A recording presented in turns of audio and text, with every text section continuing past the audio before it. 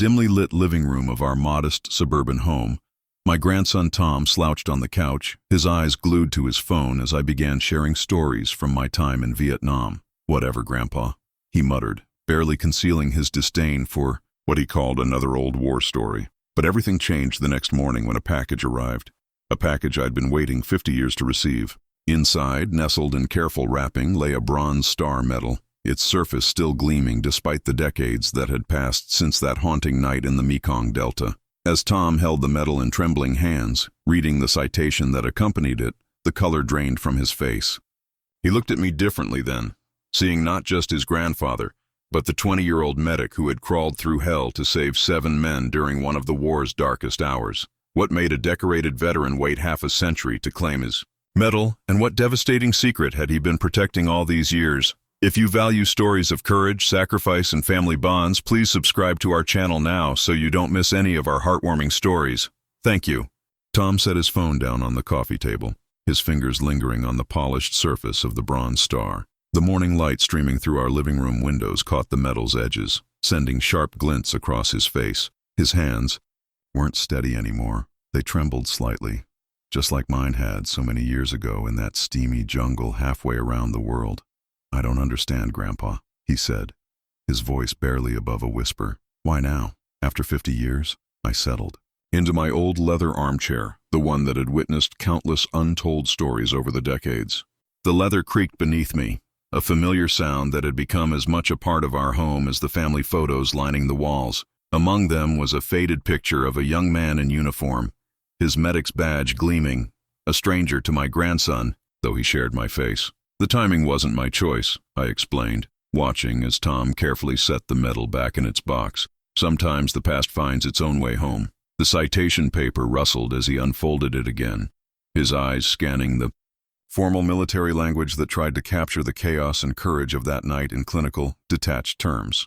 But there was nothing clinical about what had happened, nothing detached about the sounds, the smells, the desperate prayers that had filled those dark hours. "Distinguished himself by exceptional valor," Tom read aloud, his earlier skepticism replaced by something else, respect maybe, or confusion. Probably both. "While serving as a combat medic," his voice trailed off as he looked up at me. "You never told us any of this. All those stories you tried to share, but never this one. Why?" I leaned forward, my joints protesting the movement. The weight of 5 decades pressed down on my shoulders, but it was time. Time to unburden myself of a truth I'd carried alone for far too long. "Because, Tom," I said slowly, "this story isn't just about what I did. It's about what I couldn't do, and about your other grandfather, Mike Sullivan." Tom's eyes widened. His mother's father had died before he was born, another Vietnam casualty whose story had faded into family history, until now. The memories rushed back like a flood breaking through a dam. I closed my eyes, and suddenly I wasn't sitting in my comfortable suburban home anymore. I was 20 years old again, stepping off a helicopter into the sweltering heat of Vietnam, my medical bag heavy against my hip and my uniform still crisp and new. The first thing that hit you in Vietnam wasn't the gunfire or the explosions. It was the heat. It wrapped around you like a wet blanket, making every breath feel like you were drowning. My medical training in Fort Sam Houston hadn't prepared me for this kind of humidity, this kind of heat that seemed to seep into your very bones. I was just a kid, I told Tom, opening my eyes to find him leaning forward, actually listening for the first time. Fresh out of medical training, thinking I knew everything there was to know about saving lives. God, we were all so young. I remember my first patient, not a combat injury, but a private with a nasty case of trench foot. As I treated him, my hands were steady, my training taking over. It was different from practicing on mannequins back in Texas, but I felt ready, capable. How naive I was. The unit I was assigned to was the 25th Infantry Division, stationed in Cu Chi. We were a tight-knit group, especially those of us in the medical team. That's where I met your other grandfather, Mike Sullivan. Tom shifted in his seat, his phone forgotten on the table. Mike Sullivan was just a name to him, a ghost in old family photographs, but to me, he was still as real as yesterday. Mike was our squad leader, tough as nails but fair. He had this way of making you feel like everything would be okay, even when things were going to hell around us. He'd been in country 6 months when I arrived, and he took me under his wing, pulled out my wallet, weathered with age, and carefully extracted a folded photograph. The edges were worn smooth, The color faded, but the faces were still clear. Two young men in uniform, arms around each other's shoulders, grinning at the camera as if they had all the time in the world. This was taken about a month before. I stopped, my throat tightening. Before that night in the Delta, Tom took the photograph carefully, studying the young faces of two men who would become his grandfathers, though only one would live to see him born. "Mom has a picture like this," he said quietly, "on her dresser. But she never talks about him." "No," I replied. "I suppose she wouldn't. She was only 3 when he died. Too young to remember him, really. But I remember everything about Mike Sullivan. His laugh, his voice, the way he could solve any problem that came our way. Until the one he couldn't. The afternoon sun was starting to fade, casting long shadows across the room. Time had a way of slipping by when you were excavating the past, digging up memories you'd tried so hard to bury. "Would you like to hear about him?" I asked. "About the man your mother never got to know?" Tom nodded, and for the first time since. He was a little boy. I saw him look at me the way children look at their elders when they sense a story that matters, really matters, is about to be told. "I wrote to your grandmother every day," I told Tom, getting up slowly to retrieve a small wooden box from the bookshelf. Inside were dozens of letters, their edges softened by time, the paper yellowed, but the ink still clear. Back then, letters were our only connection to home. No phones, no internet, no instant messages. Tom watched as I carefully selected one of the letters, its creases well worn from countless readings. "Your grandmother kept every single one. Dear Sarah," I read aloud, the words taking me back to that sweltering afternoon in 1969. The heat, here is unlike anything I've ever known, makes Texas summers feel like spring. Today I treated 6 men for heat exhaustion, 2 for jungle rot, and 1 for a snake bite. Sometimes I wonder if the jungle itself isn't as dangerous as the enemy. Mike says I'm getting good at my job. Coming from him, that means something. He's the best squad leader in the company, maybe in the whole battalion. Yesterday he taught me how to tell the difference between regular jungle sounds and someone trying to move quietly through the brush. These are things they don't teach you in medical training. I shuffled through more letters, each one marking the gradual transformation, from the optimistic young medic to something harder, more weathered. "Dear Sarah," another letter began, dated 3 months later. "I can't tell you where we are or what we're doing. Sensors would just black it out anyway. But I need you to know that I'm different now. The things I've seen, the men I couldn't save." Tom leaned forward, his eyes fixed on the trembling pages. "In my hands, Mike helps me through the worst days. He says a medic carries the heaviest burden. We see everyone at their worst moments, their most vulnerable. He's right, but he doesn't understand that the real weight comes from the ones we lose. Their faces stay with you." I folded the letter carefully, returning it to its envelope. "Your grandmother could always tell when things were getting bad. The shorter my letters got, the more worried she became. But there were some things I could never write about, some burdens I didn't want to share." "Like what happened that night?" Tom asked quietly. "Like what happened that night," I confirmed. "And what happened after?" Mike, he understood that too. He had a wife back home, your grandmother Marie, and a little girl he'd never met. "Your mother." I pulled out another letter, this one crumpled and stained, as if it had been through its own war. He wrote this the day before everything changed. "Dear Marie," I recited from memory, not needing to open the letter I'd read so many times. "Tell our little girl that Daddy loves her. Tell her I'm doing everything I can to make it home. And if I don't, tell her I did it protecting my brothers." The room felt heavy with the weight of history, of promises made and broken, of lives forever, altered by a single night in the Mekong Delta.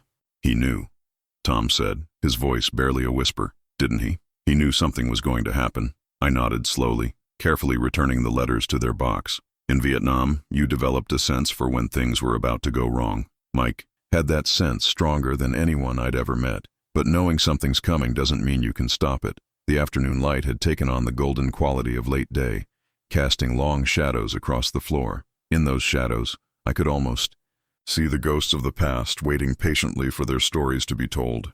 "What happened next, Grandpa?" Tom asked, and for the first time since he was a child, I heard genuine eagerness in his voice, mixed with something else, a growing understanding of the weight of history, of family, of sacrifice. I looked at the bronze star, still sitting in its box on the coffee table. "Next," I said slowly, "I learned what it really means to be a combat medic, and why some stories take 50 years to tell." Our unit was more than just a collection of soldiers. We were family. Mike made sure of that.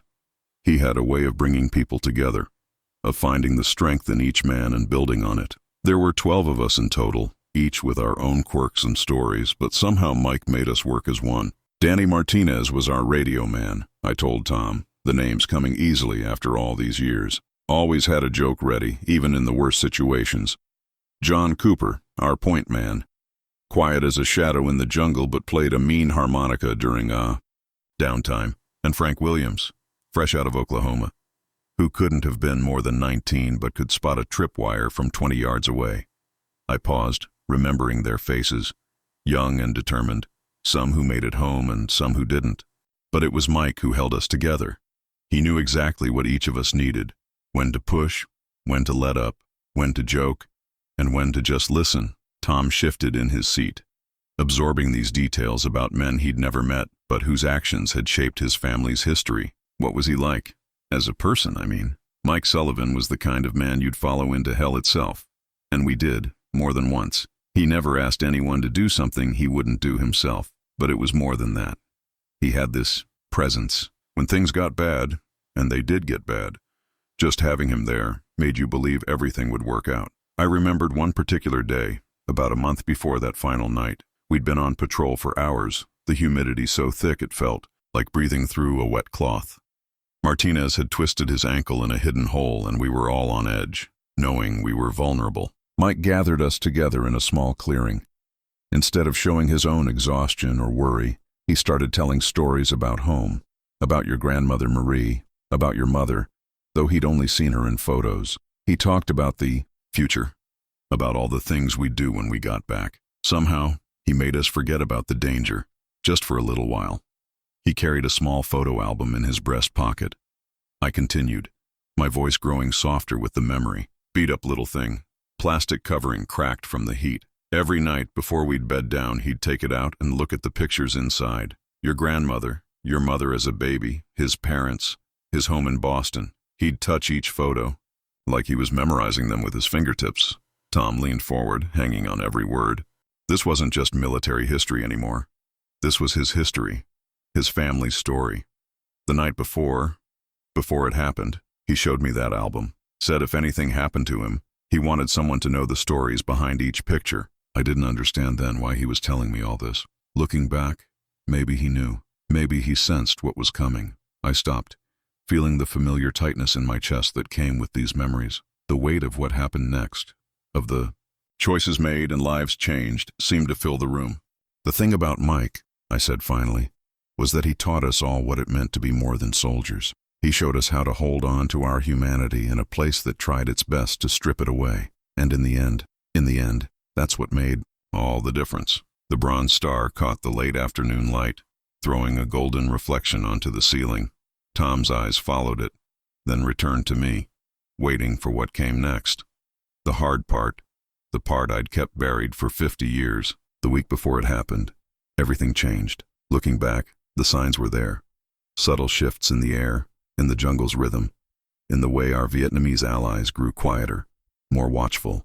But at the time, we were too young, too caught up in our daily routines to read the warnings properly. The monsoon season was ending, I told Tom, my voice dropping as the memories surfaced. The rain had been constant for days, turning the ground into a soup of mud and rotting vegetation. Then suddenly it stopped.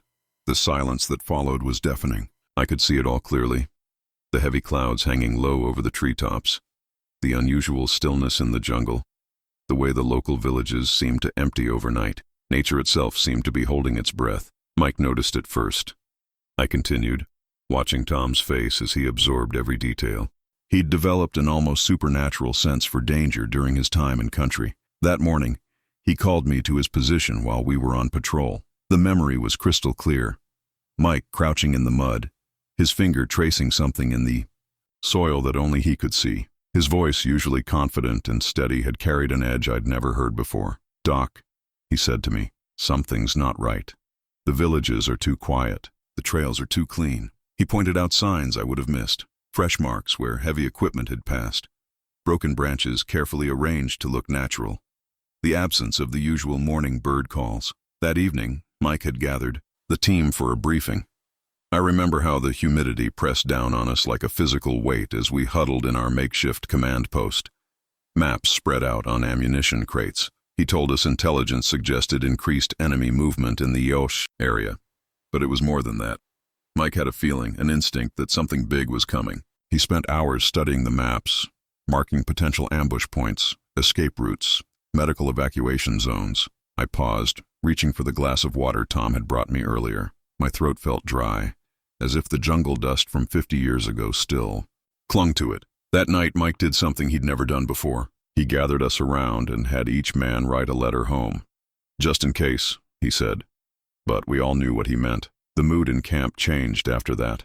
Even Martinez stopped telling his jokes. Tom leaned forward, his elbows on his knees. "Did you write a letter?" I nodded slowly. "To your grandmother. Told her everything I'd been afraid to say before. How much I loved her.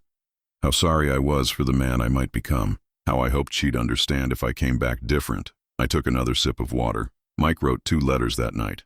One to your grandmother Marie, and one to your mother. He sealed them both and gave them to me for safekeeping. The next few days were a blur of increased patrols and tense waiting. The air grew thick with anticipation, like the moments before a thunderstorm breaks. We doubled our watches, checked and rechecked our equipment, and tried to shake the feeling that we were being watched. The night before it happened, Mike sat with me during my watch. We talked about home, about the future.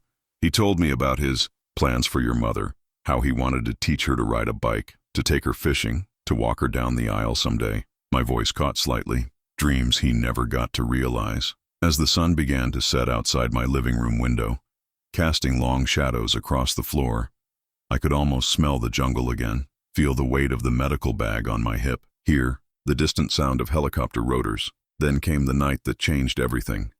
I said quietly, "The night I earned this medal and lost my best friend." Tom's face had grown serious, understanding finally beginning to dawn in his eyes. "What happened that night, Grandpa?"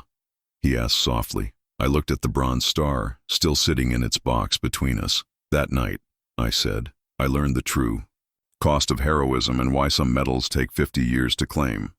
It started with a whisper of movement in the darkness. The moon was half hidden behind clouds, casting deceptive shadows through the jungle canopy. We were deep in the Mekong Delta, the waterlogged earth making every step treacherous. The air was thick with moisture and the metallic scent of approaching rain. We'd been tracking enemy movement for 3 days, I told Tom, my hands unconsciously gripping the arms of my chair. Intelligence suggested there was a major supply route nearby, but we hadn't found anything concrete.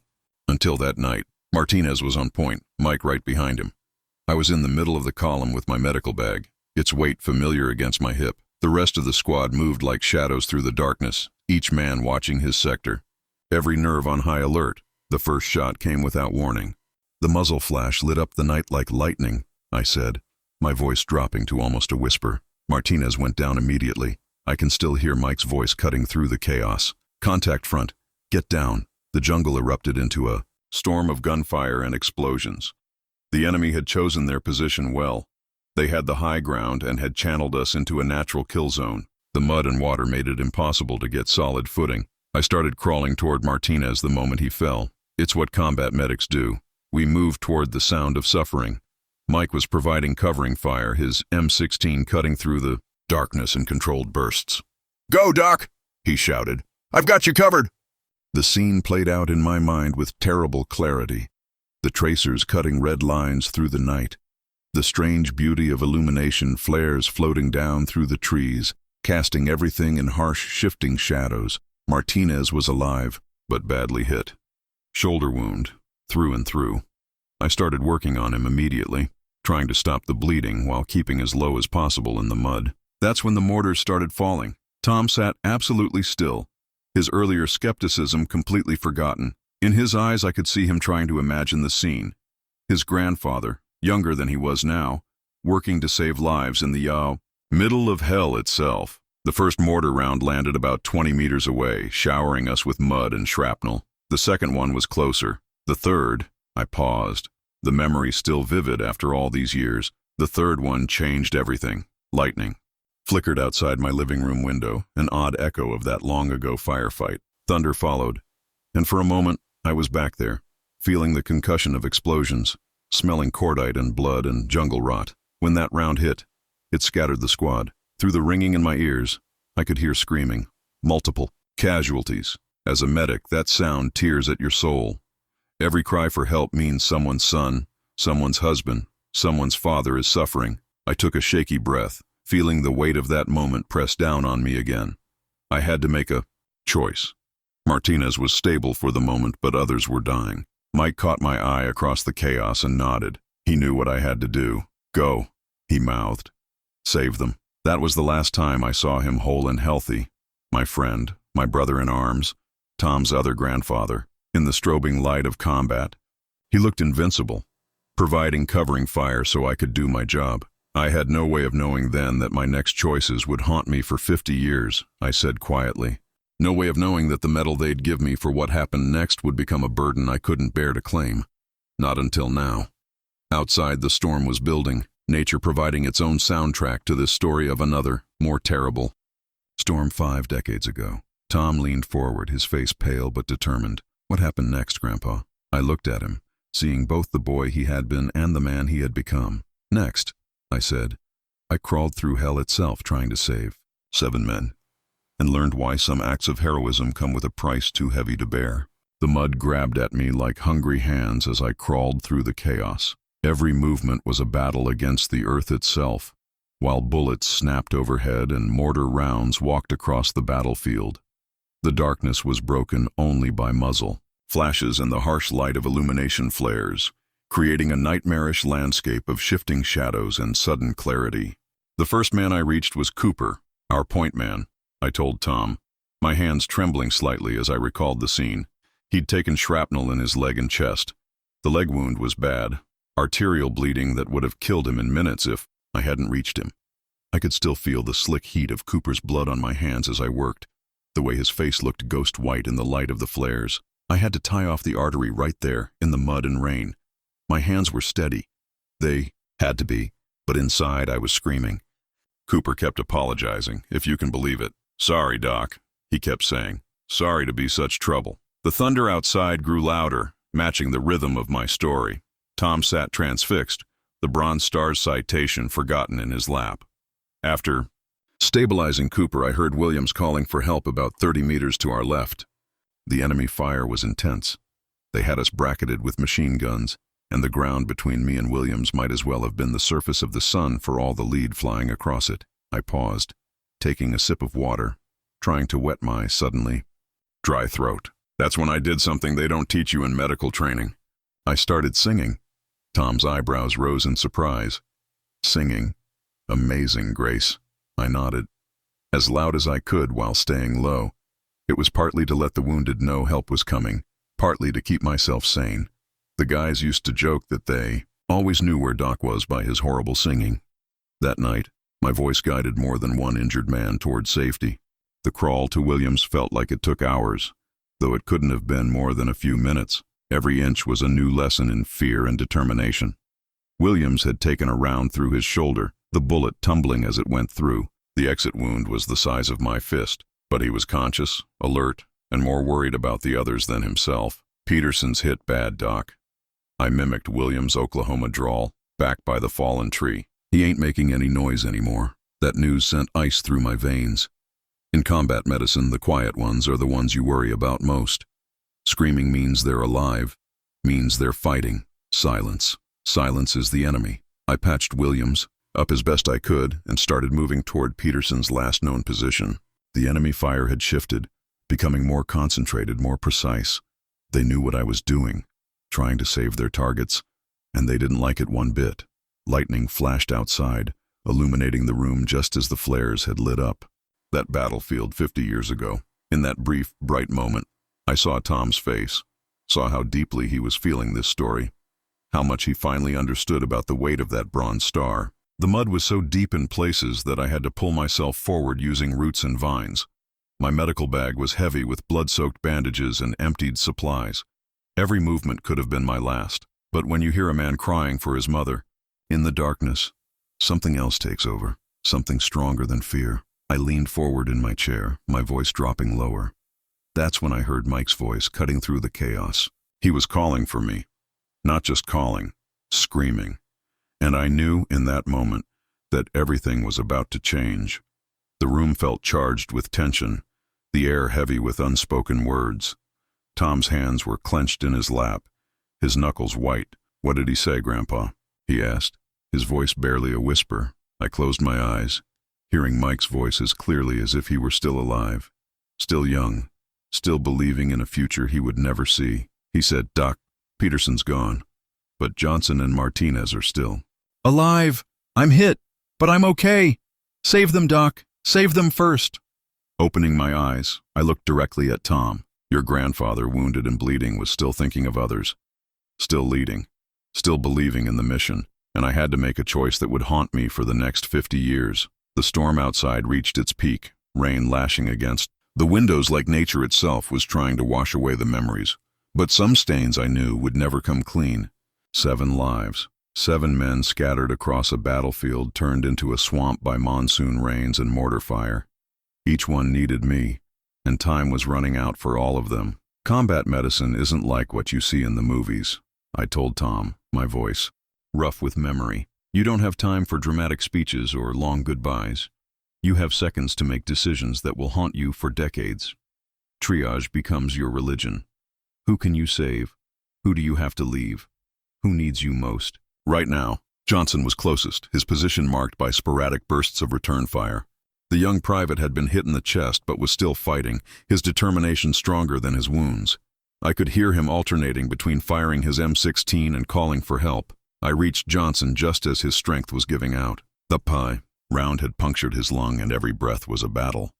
But he grabbed my arm and tried to push me away. "Doc," he gasped, "Martinez hasn't fired in a while. Check him first." That was the spirit of our unit, everyone looking out for everyone else, even in their darkest moments. I stabilized Johnson's chest wound with a pressure bandage and inserted a chest tube right there in the mud, using the light of distant explosions to guide my hands. Martinez was about 20 meters away, in the spot where I'd left him earlier. The enemy had shifted their fire, giving me a precious few moments to move. I could hear Mike coordinating our defense, his voice steady despite his own wounds. He was buying us time with his blood. The crawl to Martinez felt endless. Every inch was a gamble with death, but the alternative was unthinkable. I found him unconscious but alive, his earlier shoulder wound compounded by shrapnel from the mortar attacks. 4 more men needed help.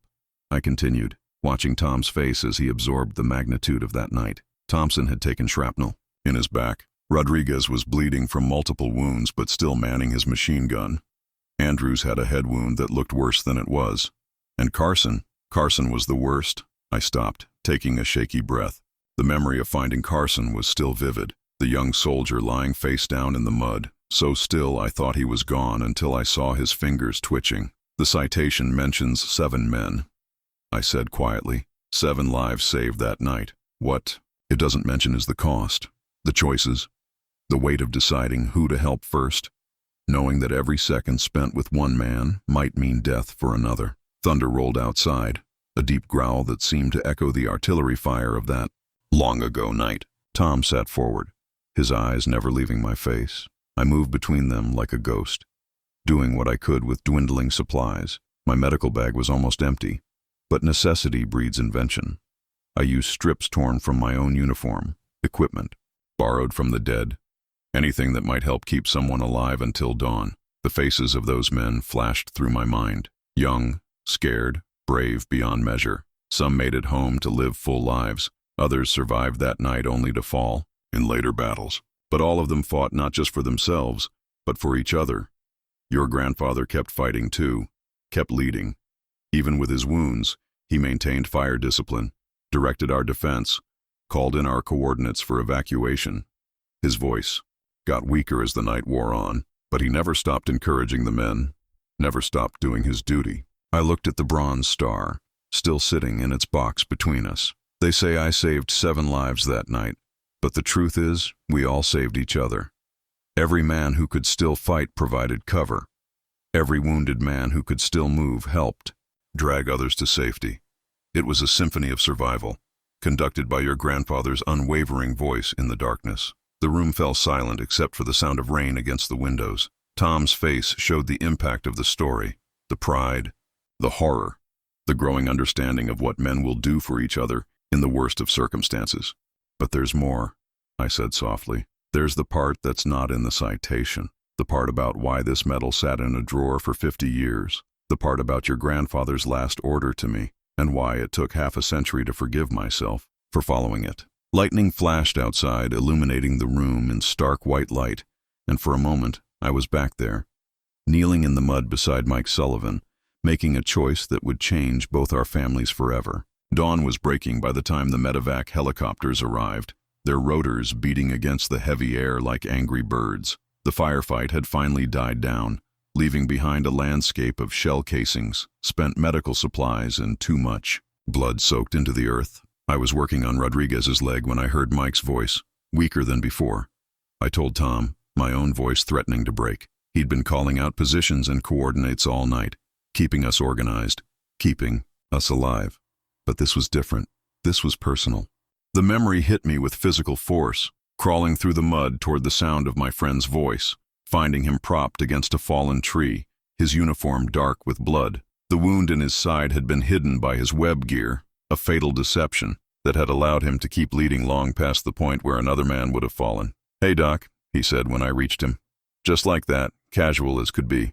Like we were back at base sharing coffee. I had to stop, swallow hard against the tightness in my throat. I knew as soon as I saw the wound.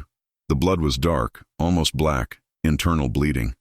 He'd been hit hours ago, probably during the first mortar barrage. Tom's face had gone pale. This was no longer just a war story. This was the moment his family's history changed forever. The moment his mother lost her father. The moment that would echo through generations. I started working on him immediately, trying to stop the bleeding, I shook my head. The futility of those moments still fresh after 50 years. He grabbed my wrist. His grip was still strong, still steady. "Doc," he said, "stop. You've got others who need you. Others you can actually save." The rain outside had softened to a gentle patter, a stark contrast to the violence of the memory. I argued with him. For the first time in our entire deployment, I directly disobeyed an order from Mike Sullivan. "You've got a little girl at home," I told him. "She needs her father." He smiled then. God, I'll never forget that smile. "She'll have you," he said. "You'll look after her, won't you, Doc? You'll make sure she knows her old man didn't die." "For nothing?" I reached for the water glass with shaking hands. Tom waited, perfectly still, as I took a sip and gathered myself. The medevac was coming in hot. The enemy was still out there, still taking shots. We had 7 critically wounded men who needed immediate evacuation. Mike knew the math. He knew there wouldn't be room for everyone on the first lift. "Doc," he said, "I've got one last order for you. Save the others. Get them home to their families." "That's an order, soldier." My voice cracked on the last word. Then he handed me his wedding ring and the photo of your mother. "Make sure they get these," he said. "And Doc, it's been an honor." The silence in the room was absolute. Even the storm outside seemed to hold its breath. "I had to make a choice," I said quietly. 7 men who might live against one who I couldn't save. It went against everything I believed in, everything I'd trained for. But Mike was right. He was always right. A leader until the very end. The citation says I saved 7 lives that night. What it doesn't say is that I left an 8th behind. Your grandfather died alone on that muddy battlefield while I loaded other men onto the helicopter. His last act was to give up his spot so another soldier could live. Tom's hands were clenched in his lap, his knuckles white. But why didn't you tell anyone? Why reject the medal for so long?" I looked down at my hands. Steady now, after all these years. How could I accept a medal for heroism when I left my best friend to die? How could I wear a bronze star when the cost of earning it was your mother growing up without a father? The morning light was growing stronger outside, casting long shadows across the room. For 50 years I've carried that guilt. Every time I looked at your mother, every time I saw your grandmother Marie, every time someone called me a hero, all I could think about was that last order and the price of following it. I picked up the bronze star, its weight somehow both lighter and heavier than I remembered. But yesterday something changed. Something that made me finally understand why Mike gave that order, and why it took me 50 years to accept this medal. Tom leaned forward, his eyes bright with unshed tears. "What changed, Grandpa?" The answer caught in my throat, heavy with half a century of guilt and revelation. "I got a letter," I I said softly. From Mike Sullivan himself. Written 50 years ago, but delivered yesterday. A letter that changed everything. I stood slowly, my joints protesting the movement, and walked to my desk. From the top drawer, I pulled out an envelope. Weathered, yellow with age, but unopened until yesterday. The return address was written in a familiar hand. Michael Sullivan, Cu Chi Base Camp, Vietnam. The letter arrived with the bronze star, I told Tom, holding the envelope carefully, as if it might crumble to dust in my hands. It had been sitting in an Army records facility for 50 years, filed away with the medal citation and forgotten, until someone finally found it during a digital archiving project. Tom watched intently as I removed the letter, the paper thin and delicate with age. Mike's handwriting was as clear as the day he'd written it. Bold, confident strokes that perfectly matched the man I remembered. He wrote this the night before that final battle, I said softly, but it wasn't meant to be delivered unless things happened exactly as they did. Let me read it to you. I cleared my throat and began. Dear Doc, if you're reading this, then things went sideways, and I didn't make it home. But more importantly, it means you followed my last order, the hardest order I ever gave anyone. I know you, friend. I know you're carrying the weight of that choice. Maybe you've been carrying it for years by the time this reaches you. Stop. That's an order too. I had to pause, gathering myself before continuing. Tom sat perfectly still, hardly breathing. I knew what was coming. Call it instinct, call it experience, call it the sixth sense you develop in this damn jungle. I knew we were walking into something bad, and I knew the odds were against all of us making it out. But I also knew you'd try to save everyone, even those beyond saving. That's who you are. That's why you're the best medic I've ever served with. But sometimes, Doc, the best way to save someone is to let them save others. I made my choice long before that night. As a leader, as a soldier, as a father who will never see his little girl grow up, I chose to give my life so others could live. That wasn't your choice to make. It was mine. My voice wavered, but I forced myself to continue. They'll probably give you a medal for what you did that night. Take it, wear it. Be proud of it, not because you saved 7 lives, but because you had the courage to follow an order that went against everything you believed in. That's a different kind of heroism. Doc, a harder kind. I need you to understand something. You didn't leave me to die. You helped me complete my final mission. Every man you saved that night was a victory. Every father who made it home to his children. Every son who returned to his parents. That's my legacy too. That's what I chose. Tom's eyes were bright with tears now, seeing his grandfather's words, hearing his voice across half a century. I have one last request, Doc. My daughter, she'll need someone to look out for her. Someone who knew her father, who can tell her who I really was. Not just the hero in a uniform, but the man who loved fishing and terrible jokes and who dreamed of teaching her to ride a bike. Will you do that for me? Will you be her other father? And someday when the weight of that night feels too heavy, share this letter with my grandchildren. Let them know their grandfather didn't die for nothing. He died doing exactly what he chose to do, protecting his men, serving his country, and making sure his best friend lived to tell the story. Semper Fi, Mike P.S. I know you're probably still blaming yourself. That's another order, Doc. Stop that too. You did everything right. You did what a good soldier, a good medic, and a good man would do. I'm proud to have served with you.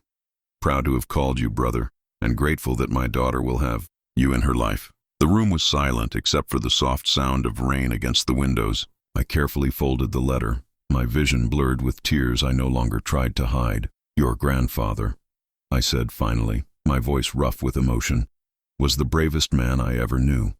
Not just because he died for his country, but because he lived for others. He made a choice that night. A choice that saved 7 lives and gave his daughter another father. A choice that took me 50 years to understand and accept. Tom reached out and took the letter with trembling hands, touching the paper as if he could feel his grandfather's presence through the faded ink. All these years, he whispered, you've been carrying this guilt. Until yesterday, I nodded. When Mike reached across 50 years to give me one last order, to forgive myself, to accept the medal not as a recognition of heroism, but as a testament to the hardest decision a medic can make, following an order to let someone go. Coming home from Vietnam was like stepping into a different world. The America I returned to in late 1969 wasn't the same one I'd left, or maybe I was the one who'd changed, carrying weights invisible to everyone else. hearing echoes of voices that would never speak again. Your grandmother knew something was wrong the moment she saw me at the airport, I told Tom, settling back in my chair. I couldn't look her in the eye. How could I? I was alive, while her best friend Marie was a widow. And little Susan, your mother, would grow up without her father. The first few weeks were a blur of sleepless nights and startled reactions to sudden noises. The smell of rain would send me back to that muddy battlefield. The sound of helicopters overhead would make my hands shake, remembering the weight of wounded men I'd helped load aboard medevac choppers. The hardest part was visiting Marie and Susan, I continued, watching Tom's face as he learned this part of his family's history. Your mother was just 3 years old. She didn't understand why her daddy wasn't coming home. Marie was stronger than anyone I'd ever met.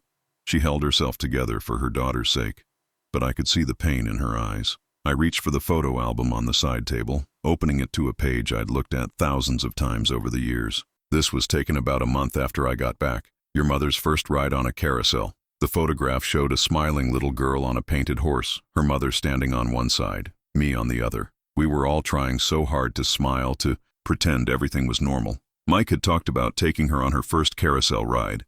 He had all these plans, teaching her to ride a bike, taking her fishing, watching her grow up. Instead, I found myself doing those things, trying to keep my promise to him while fighting the guilt that came with every moment of joy we shared. Tom studied the photograph, seeing his mother as a child, understanding for the first time the complex web of love, loss, and duty that had shaped his family. The nightmares were the worst, I admitted, my voice dropping. Not just about the battle, those were bad enough, but I'd dream about Mike, about that last conversation. In my dreams, I'd make a different choice. I'd stay with him, try to save him. And every time he'd look at me with disappointment, reminding me of his last order. The medical profession helped, in its way. After getting my degree on the GI Bill, I threw myself into emergency medicine. Every life I saved felt like a small redemption, a way to honor Mike's sacrifice. But even in the ER, there were moments that would trigger the memories. Your grandmother, Sarah, understood better than anyone. She'd hold me during the bad nights, listen when I needed to talk, stay silent when I couldn't. She never pushed, never judged. She just loved me through it. I paused, remembering those early years of marriage.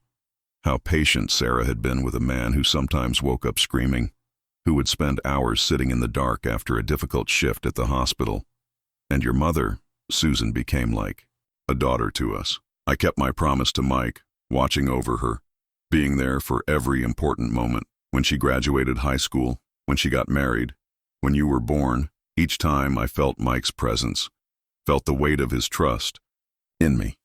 Tom leaned forward. Is that why you and Mom are so close? Why you've always been more than just her father-in-law? I nodded slowly. Your mother never knew the full story, not until today, when I finally told her about the letter. But she knew there was a connection, something deeper than just her father serving with her father-in-law. She used to tell people she was lucky. She had her dad in heaven, and another one here on earth. The afternoon light had taken on a golden quality, filling the room with a warm glow that seemed to soften the edges of these difficult memories. Coming home from war isn't just about leaving the battlefield, I said quietly. Sometimes you carry the battlefield with you, along with the promises you made there. I came back with 2 missions: to be the best doctor I could be, saving lives in honor of the one I couldn't save, and to be there for Mike's family, watching over them as he would have done. I touched the bronze stars box gently, but I couldn't accept this. Couldn't bear the thought of being called a hero when I felt like I'd failed the most important test of all, until Mike's letter arrived yesterday, showing me that what I saw as failure was exactly what he'd wanted, what he'd planned. Tom was quiet for a moment, processing everything he'd heard. When he spoke, his voice was thoughtful. You've been carrying this story my whole life, haven't you? All those times you tried to tell me about Vietnam, about heroism and sacrifice, you were trying to share this? Yes, I admitted. But I couldn't find the words. Not until Mike found them for me, reaching across 50 years to help me understand that sometimes the greatest act of heroism is following an order that breaks your heart.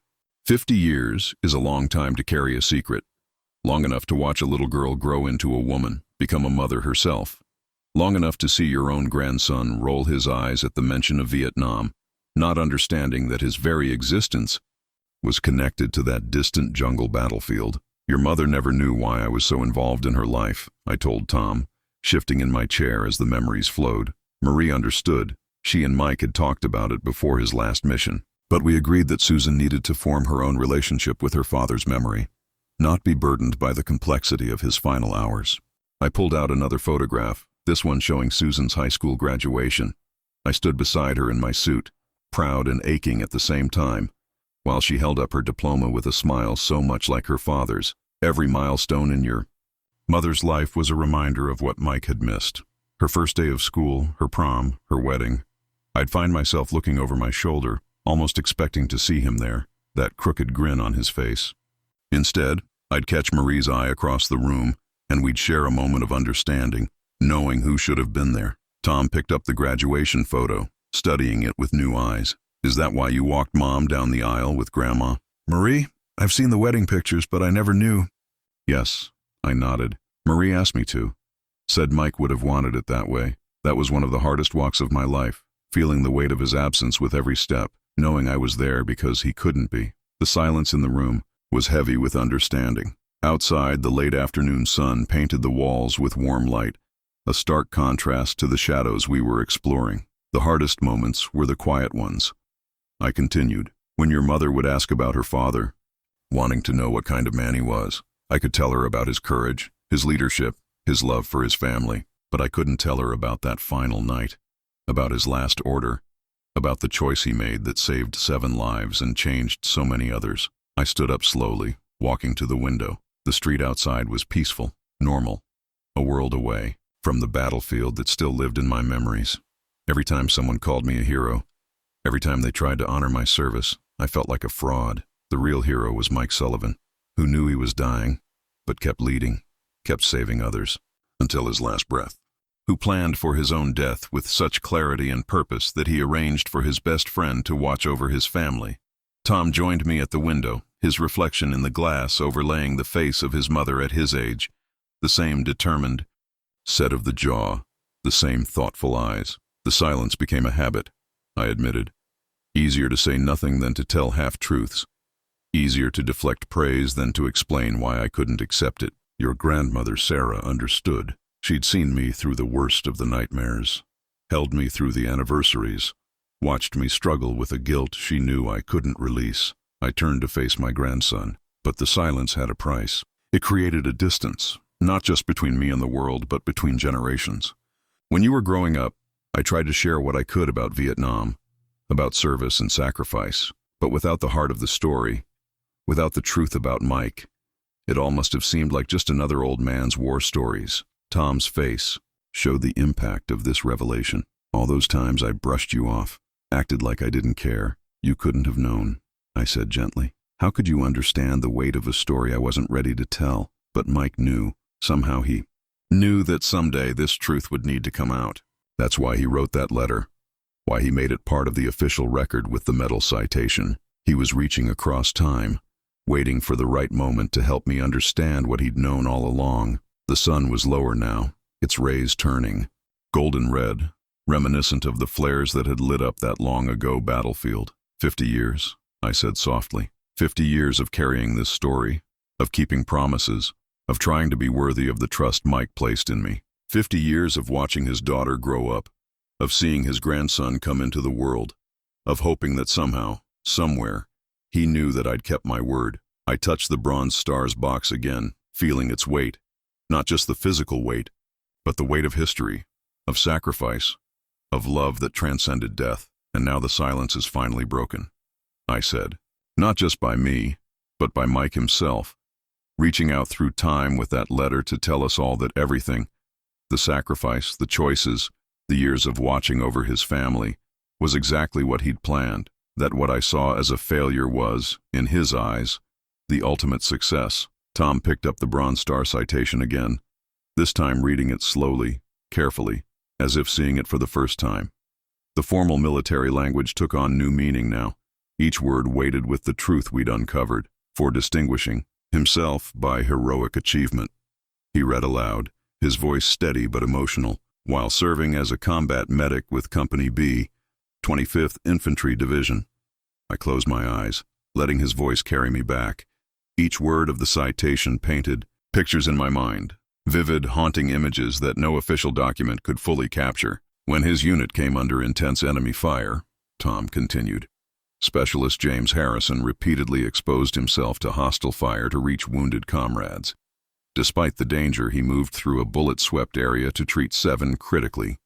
Wounded men. What they don't mention, I interrupted softly, is the sound. The way bullets make a different noise when they're close.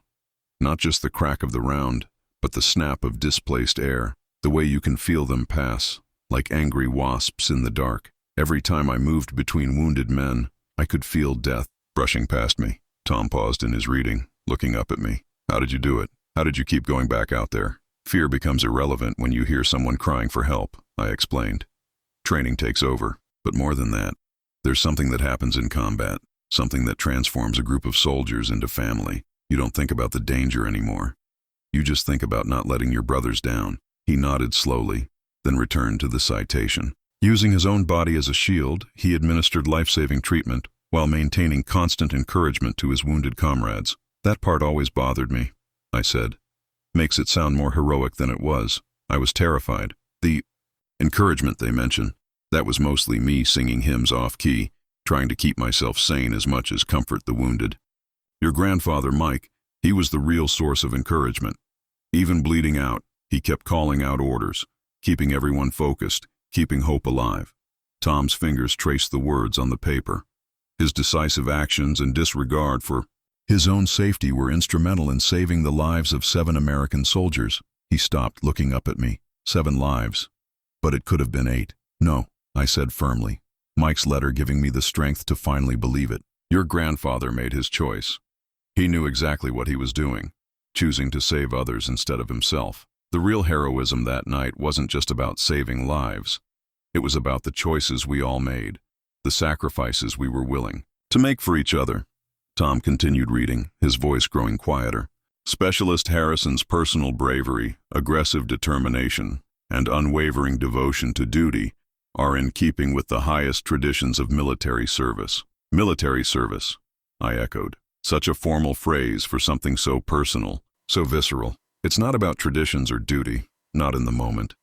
It's about the man next to you, the promises you've made, the trust you've built. Mike understood that better than anyone. The citation trembled slightly in Tom's hands as he reached the final paragraph, and reflect great credit upon himself, his unit, and the United States Army. He set the paper down carefully, as if it might crumble under the weight of its own history. All these years, he said quietly, I thought I knew what heroism meant. I thought it was about medals and glory, and I was so wrong. I reached across and picked up the citation. This paper, these words, they tell only part of the story. They talk about bravery and devotion to duty, but they don't mention the cost. They don't talk about the weight of surviving, of carrying on, of keeping promises made in darkness and desperation. But Mike's letter, Tom said, understanding dawning in his eyes. That tells the rest of the story, doesn't it? The part about choices and sacrifice and love. Yes. I nodded. That's why I couldn't accept this medal for so long. The official citation tells the story of what I did, but Mike's letter tells the story of what it meant, of why it happened, and what came after. The room had grown darker as we talked, the evening shadows gathering in the corners. I stood and turned on a lamp, its warm light pushing back the darkness, just as the truth was finally pushing back the shadows of the past. Your grandfather's letter, I said, doesn't just explain that night. It explains the 50 years that followed, why I became a doctor, why I stayed so close to your mother, why this medal sat in a drawer until now. He knew somehow that I would need his word someday, that we all would. Tom picked up the bronze star, holding it carefully in both hands. In the lamplight, its surface seemed to glow with a warmth that went beyond mere metal. It's not just a medal anymore, is it? He asked softly. It's a story.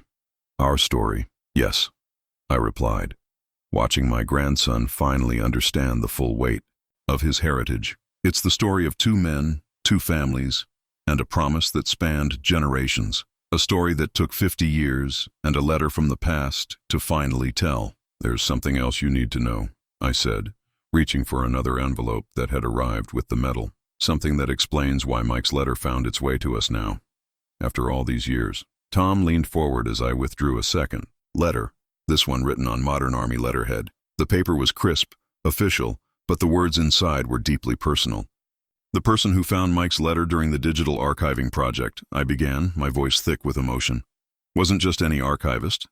His name is Lieutenant Colonel Patrick Sullivan. Mike's nephew, your mother's cousin. Tom's eyes widened. Mom never mentioned having cousins in the military. The Sullivan family. They drifted apart after Mike's death.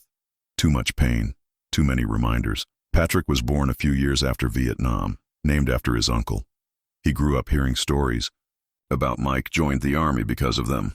When he came across the letter and medal citation in the archives, he recognized the names immediately. I handed Tom the new letter, watching as he unfolded it carefully. "Dear Mr. Harrison," he read aloud, "while digitizing records from Vietnam, I discovered something that I believe belongs to you.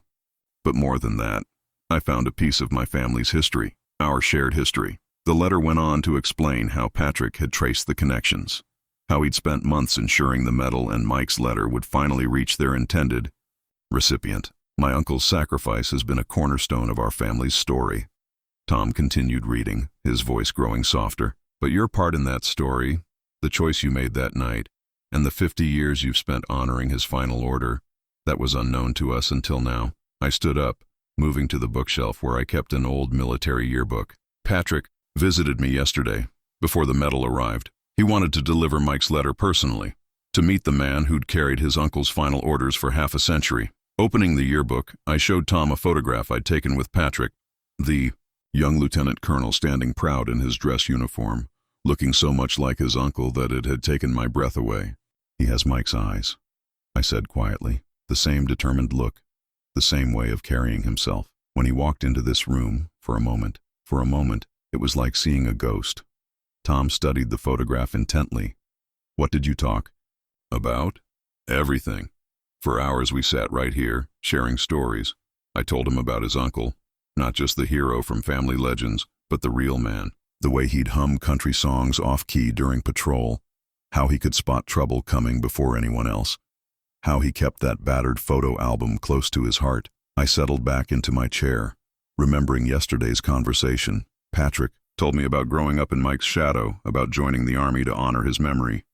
But more than that, he told me about the Sullivan family's journey after Vietnam, how they'd struggled with the loss, how the silence had grown between them and Marie, how they'd lost touch with your mother. "And now?" Tom asked softly. "Now, Patrick wants to bridge that gap. He has children of his own, Mike's grandnieces and nephews. He wants them to know their cousin, your mother, wants them to understand the full story of their uncle's sacrifice and how it bound our families together across generations." I picked up Mike's letter again, its aged paper a stark contrast to Patrick's crisp, modern one. "Your grandfather's words were meant to reach across time, Tom, not just to free me from my guilt, but to heal the fractures in both our families." Patrick finding that letter now, 50 years later, it wasn't just chance. The evening had deepened outside, but the room felt warmer somehow, as if the truth finally being spoken had brought its own light.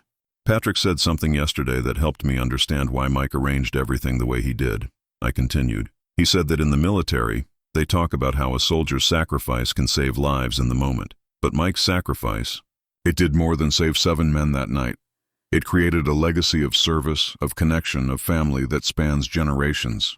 Tom nodded slowly, looking between the 2 letters. One yellow with age, one pristine and new, both part of the same story. "The medal arrived today," I said, "because the story wasn't complete until now, until Patrick found that letter, until he helped me understand that what happened that night in Vietnam wasn't just about death and loss. It was about life continuing, about families connecting, about love reaching across time." I touched the bronze star gently. Mike knew what he was doing, not just in his final moments, but in everything he arranged afterward. The letter, the medal, the promises. He was building a bridge between families, between generations. And now, 50 years later, that bridge is finally complete. Tom's natural curiosity as a journalist took over. Once he understood the full scope of what had happened that night, he couldn't help but dig deeper. I watched as he pulled out his phone, fingers flying across the screen. "The 7 men you saved," he said, looking up from his research. "What happened to them?" I smiled, remembering faces both young and old. "I've kept track of them over the years. Not all of them made it through the war. Cooper was killed 3 months later in another firefight. But the others, they lived the lives Mike helped give them. Tom opened his laptop, creating a new document. Tell me about them, Grandpa. All of them. Martinez was the first one I reached that night. I began, watching as Tom typed. Danny. Martinez from El Paso. He became a high school teacher after the war, taught history for 40 years, used to tell his students about Vietnam, about sacrifice and brotherhood. He has 3 children, 7 grandchildren now. I stood up and walked to my desk, pulling out an old address book, its pages worn and filled with decades of updated addresses and phone numbers. Williams, Frank Williams. He went back to Oklahoma, took over his family's ranch. The man who couldn't spot a tripwire became known for spotting early signs of illness in cattle. He told me once that what he learned about observation that night kept his ranch going through some tough years. Tom was fully engaged now, his earlier dismissiveness of Vietnam stories completely forgotten. And the others? Johnson became a minister in Minnesota. Rodriguez started a successful construction company in California. Andrews went into law enforcement, retired as a police chief in Oregon last year. Carson, I paused, remembering the worst wounded of the 7. Carson had the hardest recovery, lost both legs, but he never lost his spirit. Became a Paralympic athlete, won medals in wheelchair basketball. Now he counsels wounded veterans. Tom looked up from his notes. Have you stayed in contact with all of them? We have a group that meets every few years, I explained. Not all can make it each time. Age and distance make it harder now, but we stay in touch. Every one of them knows about Mike, about his sacrifice. Their children grew up hearing stories about the squad leader who died so their fathers could live. I watched as Tom pulled up social media pages, finding recent photos of these men and their families. Look at all these lives, he said softly. All these people who exist because of what happened that night. It goes beyond just them, I added. Martinez's oldest son is a doctor. Said he was inspired by the story of a medic who wouldn't give up. Rodriguez's daughter serves in the Army Medical Corps. Carson's work with veterans has helped hundreds of wounded soldiers find their way back to life. Tom was counting something on his screen. Grandpa, just from these 7 men, there are over 30 children, more than 60 grandchildren, hundreds of lives touched directly by what happened that night. Mike knew, I said quietly. Somehow he knew that saving those men would create ripples through time. His letter, he wasn't just thinking about his own family's future. He was thinking about all of them. I picked up my phone, scrolling through recent messages. After Patrick found the letter, he helped me contact everyone. We're planning a reunion. Not just the surviving members of the unit, but all the families. 3 generations coming together to understand their shared history. Tom's eyes lit up with understanding. That's why the medal arrived now. It's not just about the past anymore, is it? It's about the future. Yes, I nodded. Patrick's children will meet your mother. Martinez's grandchildren will meet Carson's. All these families, connected by one night in Vietnam, will finally understand the full story of how they came to be. I showed Tom a group text message chain. Dozens of names, all coordinating for the upcoming reunion. Some of them are flying in from across the country. Carson's grandson is a filmmaker. He wants to document everything, preserve these stories. For future generations, the youngest ones, Tom said, scrolling through social media profiles. They're about my age, growing up hearing different pieces of the same story, never knowing how it all fit together. Just like you, I added softly.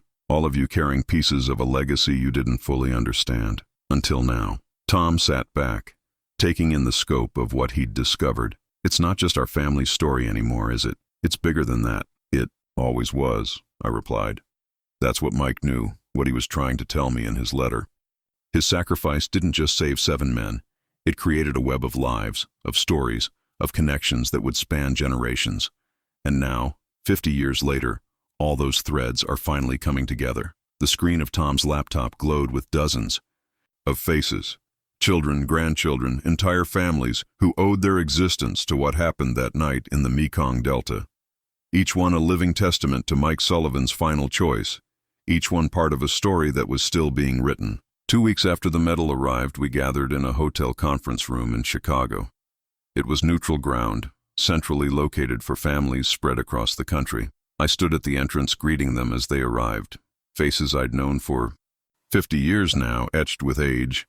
Accompanied by children and grandchildren I was meeting for the first time. Carson rolled in first, I told Tom, who had insisted on hearing every detail of the reunion. Still athletic after all these years, pushing his own wheelchair with his grandson walking beside him, carrying camera equipment. The moment he saw me, he called out, "Hey, Doc," just like he used to in the jungle. Some things never change. Martinez arrived with what seemed like a small army. 3 generations of his family, all talking at once in a mix of English and Spanish. His oldest son, the doctor, immediately came to shake my hand. "You're the reason I went to medical school," he said simply. One by one they came. Rodriguez with his Army Medical Corps daughter. Williams, still looking like he could wrestle a steer despite his age, accompanied by grandchildren wearing cowboys' boots. Johnson, his minister's collar stark white against his dark suit, leading his family in like a shepherd with his flock. But the moment that stopped everyone, I said softly, was when your mother walked in with Patrick Sullivan. The room had fallen silent. Here was Mike's daughter, meeting many of these men for the first time, standing beside his nephew, who had finally brought the full story to light.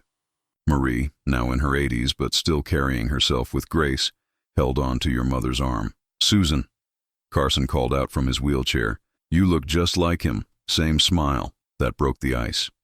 Soon the room was filled with stories, each survivor taking turns telling Mike's daughter about her father, not just from that final night but from all the days before. They told her about his leadership, his humor, his devotion to his men, about the photo album he carried, the way he would share letters from home, the plans he had for his little girl's future.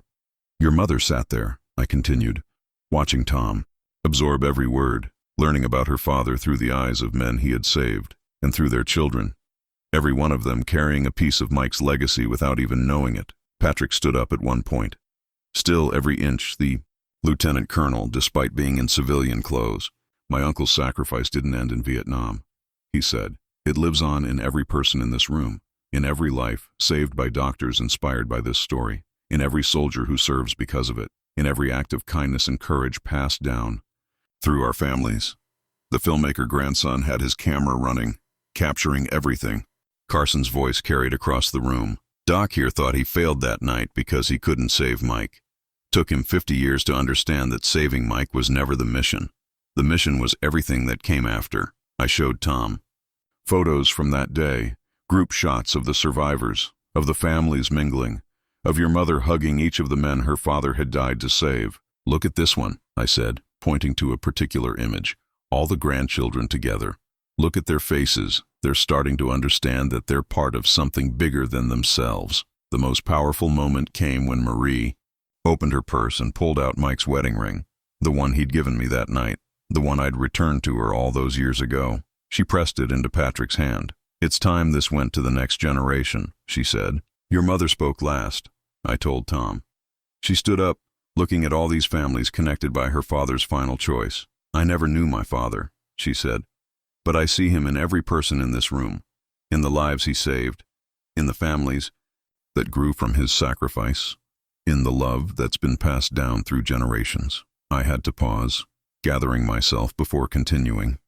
Then she turned to me, "And I see him in the man who kept his promise, who became my second father, who made sure I grew up knowing I was loved, who carried the weight of that night for 50 years until it was finally time to share it." The reunion lasted well into the night. Stories were told, tears were shed, connections were made that would last long after that day. Carson's grandson caught it all on film, preserving these moments for future generations. "Before we left," I said, "Martinez's youngest granddaughter, she couldn't have been more than 6, came up to your mother. 'Does this mean we're all family?' she asked. Your mother knelt down beside her, smiling through tears. 'Yes,' she said. 'We've always been family. We just didn't know it until now.'" Tom sat quietly, processing the magnitude of what had happened. "All these years," he said finally, "all these lives intertwined because of one night, one choice, one sacrifice." "That's what Mike knew," I replied. "What he tried to tell me in his letter. He didn't just save 7 men that night. He saved every life they would touch, every family they would build, every story they would tell. And now, 50 years later, we're all finally part of that same story." The evening had deepened around us as I finished telling the story. Tom sat quietly, looking at the bronze star in its box, seeing it now not just as a medal, but as a key that had unlocked a legacy spanning half a century. You know, he said, finally. When I came over today, I thought I was just humoring my grandfather with another war story. He smiled, but his eyes were serious. I never imagined I was part of the story all along. I reached over and picked up the photo of Mike that had started our conversation. Your mother called while you were on your way here today. After I told her about the letter, about Patrick finding it, she said something that helped me understand why everything happened when it did. What did she say? She said that some stories can only be understood when all the right people are ready to hear them. 50 years ago, we weren't ready. The pain was too fresh, the wounds too raw. But now, I gestured to the scattered photographs, letters, and memories spread between us. Now we can see the whole picture. Tom picked up Mike's letter again, handling it with newfound reverence. He knew, didn't he? Not just about that night, but about everything that would come after. About you watching over Mom, about all those families growing and connecting, about this moment right here. I think he did. I nodded. Mike always could see further than the rest of us. That's what made him such a good leader. He wasn't just making a split-second decision in combat. He was planting seeds that would grow for generations. Standing up, Tom walked to the window where we'd started this conversation hours ago. The street outside was dark now, peaceful under the stars. I understand now why you couldn't just tell me about Vietnam before, why you needed his letter, needed all the pieces to come together first. Some burdens can't be shared until they're ready to become blessings, I said quietly. Mike knew that too. That's why he arranged everything the way he did, the letter waiting in the archives, the medal unclaimed, the families growing separately until the right moment to bring them together. Tom turned back to face me, and in that moment I saw both, the boy he had been and the man he had become. What happens now, Grandpa? I smiled, feeling lighter than I had in 50 years. Now we honor Mike's legacy the way he wanted, by living, by connecting, by passing these stories down to the next generation. Carson's grandson is editing the reunion footage into a documentary. Patrick is organizing a scholarship fund in Mike's name for children of veterans. Your mother and Marie are planning a family reunion that will include all the families. Sullivan, Martinez, Williams, all of them. And the medal? Tom asked. I picked up the bronze star, feeling its weight one last time before holding it out. To him, this belongs to all of us now.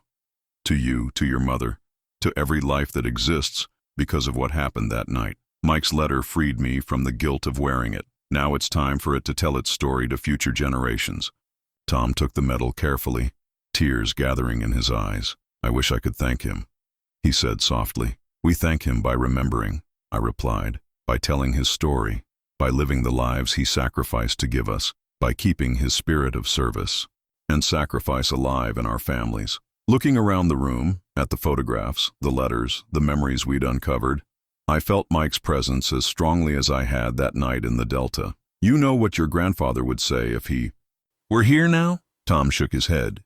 He'd say, Doc, you old fool, it took you long enough to figure it out. But you did good. You all did good. The moment was interrupted by Tom's phone buzzing. A message from his mother. He read it and looked up with wet eyes. Mom wants to know if we can all have dinner tomorrow night. She says it's time for her to hear the whole story too. I nodded, feeling the last piece of a 50-year journey falling into place. Yes, I said, it's finally time. Tom came over and hugged me. Not the quick, perfunctory hug of recent years, but the kind of embrace that bridges generations, that heals old wounds, that carries the weight of understanding. When he pulled back, he was smiling through his tears. You know, Grandpa, I think I finally understand what real heroism is. It's not just about saving lives in the moment. It's about what you do with the life you're given, or the lives you're entrusted to protect. That's exactly what Mike was trying to tell us, I agreed. That heroism isn't just about one night in combat. It's about 50 years of keeping promises. It's about families growing, connecting, loving. It's about stories being passed down, lessons being learned, sacrifices being honored. As Tom gathered his things to leave, he paused at the door. Grandpa, thank you, not just for telling me the story, but for living it, for keeping his promise, for being there for Mom, for everything. I watched him go, then turned back to the room full of memories. Somewhere I knew Mike Sullivan was smiling. His plan had worked perfectly. It just took 50 years for all of us to understand it. The Bronze Star would have a new home now, not hidden away in shame, but displayed with pride, telling its story to future generations. And Mike's legacy would live on, not just in medals and citations, but in the lives he saved, the families he preserved, and the love that continued to ripple outward through time. Some stories take 50 years to tell, but when they're finally told, they change everything.